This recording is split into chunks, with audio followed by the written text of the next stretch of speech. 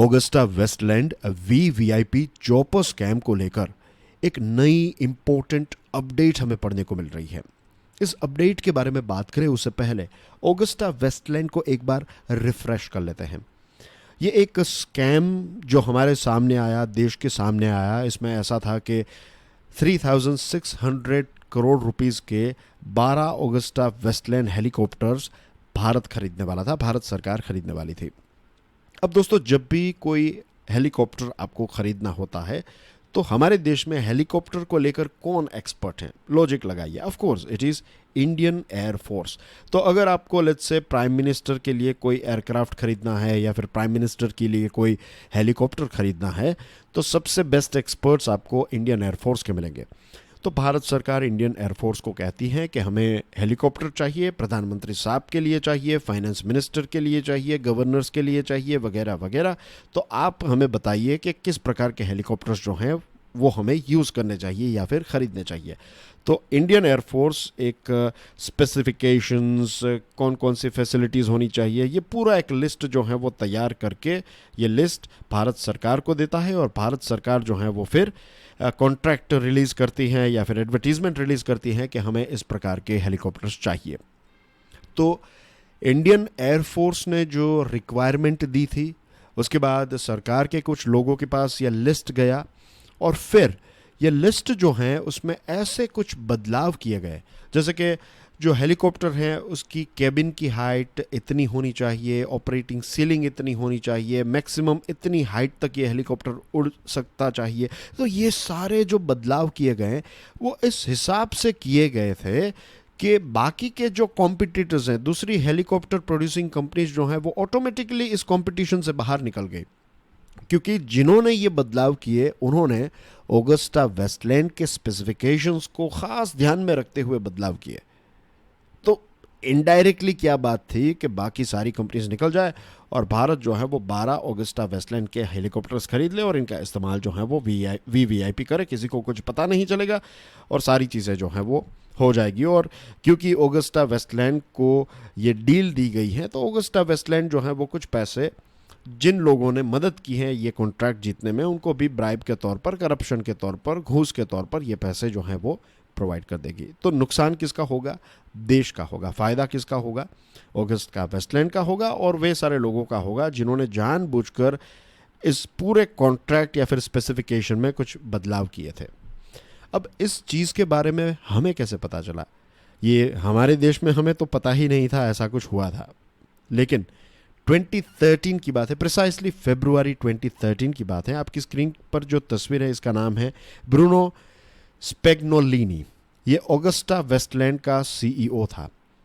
Italy की सरकार ने इस व्यक्ति को अरेस्ट किया क्योंकि वहाँ पर एक करप्शन का केस सामने आया और पता चला कि एक मिडलमैन है, उसने कहा कि ये जो सीईओ हैं उसने एक इम्पोर्टेंट रोल प्ले किया है और इंडियन एयरफोर्स के साथ जो ऑगस्टा वेस्टलैंड की डील हुई है उसमें भी एक प्रकार का करप्शन हुआ है। और तब जाकर हमारे देश को पता चला कि ये ऑगस्टा वेस्टलैंड की जो डील है इसमें एक बहुत बड़ा घोटाला हुआ है।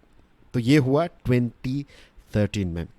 उसके 7 सालों के बाद सितंबर 2020 में सीबीआई ने एक सप्लीमेंट्री चार्जशीट फाइल की और पहली बार 15 इंडिविजुअल्स और एंटिटीज़ के नाम जो हैं वो हमें इस सप्लीमेंट्री चार्जशीट में देखने को मिलते हैं। और इस चार्जशीट में एक बहुत ही ख़ास व्यक्ति का नाम था, इसका नाम है राजीव सक्सेना। ये दुबई बेस्ड एक हवाला ऑपरेटर हैं और 2019 में इसको दुबई से डिपोर्ट करके हम भारत लेकर आए। चार्जशीट में सीबीआई ने यह भी कहा कि अभी और इन्वेस्टिगेशन बाकी हैं, बहुत सारे ऐसे बेनिफिशरीज होंगे जिन्होंने इस डील में एक रोल प्ले किया है और उनके नाम तक पहुंचने के लिए सीबीआई को थोड़ी और इन्वेस्टिगेशन करनी पड़ेगी। और फिर थोड़ी और इन्वेस्टिगेशन हुई और अब लेटेस्ट खबर ये आ रही है कि सीबीआई ने एक सप्लीमेंट्री चार्जशीट फाइल की है जिसमें शशिकांत शर्मा का नाम ऐड है। इनके अलावा भी 4 और लोगों का नाम ऐड है, लेकिन ये शशिकांत शर्मा कौन है? He is farmer defence secretary, 1976 batch के आईएएस ऑफिसर हैं। सितंबर 2017 तक ये हमारे देश के कैग थे, यानी कि controller and auditor general of India. 2003 से 2007 तक ये जॉइंट सेक्रेटरी एयर थे डिफेंस मिनिस्ट्री में, और 2011 से 2013 तक ये डिफेंस सेक्रेटरी के रोल में भी रह चुके हैं। और 2007 में शर्मा जो हैं ये डायरेक्टर जनरल थे एक्विजिशन के। और ये जो पूरा ड्राफ्ट तैयार हुआ, ये जो मैंने अभी आपको स्टार्टिंग में बताया कि कैसे कुछ बदलाव किए गए, तो फाइनल जो रिक्वेस्ट फॉर प्रपोजल जिसको कहते हैं, ये ड्राफ्ट जो तैयार हुआ, इस ड्राफ्ट को किसने अप्रूव किया था? मिस्टर शर्मा ने। और सीबीआई को इनके ऊपर शक कब हुआ? क्योंकि एक मिडलमैन है, उसकी एक हैंड रिटन डायरी सीबीआई के हाथ में आई, और इस हैंड रिटन डायरी में लिखा गया है कि जो डीजीएसीक्यू का मतलब सीबीआई ने यह निकाला, it is director general acquisition, कि डायरेक्टर जनरल एक्विजिशन जो हैं उनको भी कुछ चढ़ावा दिया गया है, उनको भी पैसे दिए गए हैं। और ये डायरी के आधार पर सीबीआई ने इनका नाम जो है वो सप्लीमेंट्री चार्जशीट में ऐड किया है। सितंबर 2020 में इकोनॉमिक टाइम्स ने मिस्टर शर्मा को कांटेक्ट करने की कोशिश की, और रिप्लाई में मिस्टर शर्मा ने टेक्स्ट मैसेज करके इकोनॉमिक टाइम्स को ये बताया कि उनके ऊपर जो इल्ज़ाम है ये सरासर गलत इल्ज़ाम है, उनको झूठ में फंसाया जा रहा है। उन्होंने ये भी कहा कि उनका 40 सालों का सर्विस का रिकॉर्ड है, और पूरा रिकॉर्ड देख लीजिए आप, मुझ पर कोई भी उंगली नहीं उठा सकते, मैंने कोई भी गलत चीज़ जो है वो अपने पूरे 40 साल के करियर में नहीं की है। अब हमारे देश में कुछ ऐसे रूल्स हैं कि अगर बड़े बड़े ऑफिसर्स हैं, सेक्रेटरी लेवल के ऑफिसर के ऊपर अगर आपको कोई कार्यवाही करनी है तो आपको सरकार से परमिशन लेनी पड़ती है। तो मार्च 2020 में सीबीआई ने सरकार से परमिशन ली कि वो शर्मा और कुछ दूसरे लोगों को प्रोसिक्यूट करना चाहते हैं, उनके ऊपर मुकदमा चलाना चाहते हैं। और फाइनली ये परमिशन जो है वो उनको मिल गई, सीबीआई को मिल गई, और इसी वजह से ये सप्लीमेंट्री चार्जशीट में मिस्टर शर्मा और दूसरे 4 लोग, जिसमें एक व्यक्ति हैं air vice marshal Jasbir Singh Panesar, एक हैं deputy chief test pilot S.A. Kunte, wing commander Thomas Mathew और ग्रुप कैप्टन N. संतोष, इन चारों का नाम, ये 4 और मिस्टर शर्मा का नाम जो है वो नई सप्लीमेंट्री चार्जशीट में हमें पढ़ने को मिलता है। The prosecution sanction and the charge sheet against the government servants would give impetus to the CBI to finally kickstart the trial, which hasn't commenced till date, even after a nearly 9-year-long probe. 9 सालों से investigation चल रही है, लेकिन अभी भी ये जो ट्रायल हैं, ये ट्रायल स्टार्ट नहीं हुए हैं। इसके पीछे बहुत सारे रीजंस भी हैं। एक तो रीज़न ये है कि आपको सरकार से परमिशन लेनी पड़ेगी, उसके बाद ही आपको बड़े बड़े जो टॉप लेवल के गवर्नमेंट सर्वेंट्स हैं या फिर रह चुके हैं, उनको प्रोसिक्यूट करने से पहले आपको सरकार से परमिशन लेनी पड़ेगी। तो दिस इज़ नंबर 1 हर्डल।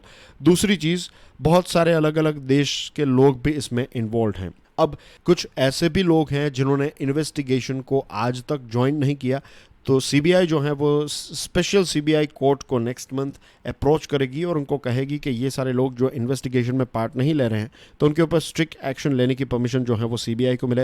इसी के साथ नवंबर 2021 की बात है जब सीबीआई ने स्पेशल कोर्ट को ये कहा कि अब जो इन्वेस्टिगेशन है वो अपने आखिरी चरण में है, लास्ट स्टेज पर हैं, और डिले के बारे में ये कहा कि 9 अलग अलग देशों में पत्र भेजे गए, लेटर रोगेटरी जिसको कहते हैं, तो वहाँ की सरकार को आप पत्र लिखते हैं, फिर वहाँ से रिप्लाई आता है, फिर आप एक्शन की रिक्वेस्ट करते हैं, फिर से वहाँ से कोई, तो ये सारी चीज़ों में बहुत ज़्यादा वक्त जो है वो चला गया, तो इसकी वजह से ये पूरा जो केस है वो डिले हो गया। लेकिन लेट्स होप कि अब क्योंकि एडिशनल नाम और सप्लीमेंट्री चार्जशीट फाइल की गई हैं, सरकार की तरफ से भी एक ग्रीन सिग्नल मिल चुका है, तो लेट्स होप कि अब ये ट्रायल जो है वो स्टार्ट हो जाएगी, और लेट्स होप कि जल्द से जल्द हमें पता चले कि ब्लैक क्या है, वाइट क्या है, कौन इसमें गलत हैं, कौन सही हैं। अगर कोई ऐसे ही इसमें उनका नाम आ गया है तो उनको भी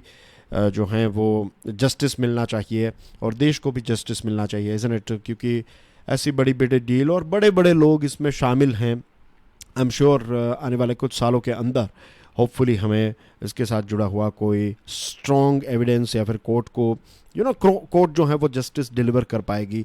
लेट्स होप। और ये एक प्रकार का लेसन भी होगा फ्यूचर जनरेशन्स के लिए, फ्यूचर डील्स के लिए, कि करप्शन और ये सारी चीज़ें जो हैं अगर आप करेंगे तो आज नहीं तो कल आप कहीं ना कहीं से पकड़े ही जाएंगे.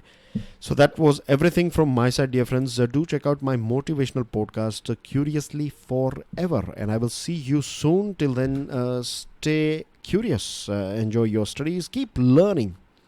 Jai Hind.